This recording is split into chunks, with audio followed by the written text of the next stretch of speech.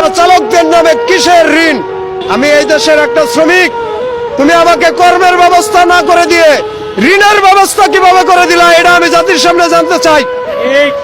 আমি কারো করোনা চাই না, তুমি আমাকে কর্মের ব্যবস্থা করে দিবা, আমি কর্ম করে খাবো। তুমি আমাকে কিস্তির ব্যবস্থা কেন করে দিলা?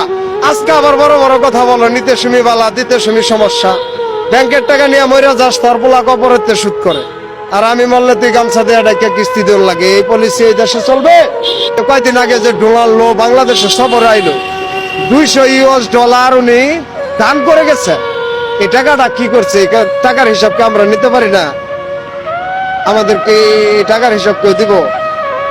আমাদের কি শোনাবে এই কথাকে? সাহায্যটা কি ওই বড় বড় কয়েকজনের ভাগ করে খাওয়ার জন্য দিয়ে গেছে? 3 খাতে বিনিয়োগ করার অগ্রাধিকার নিয়ে ওই টাকাটা রাখছে ওরা।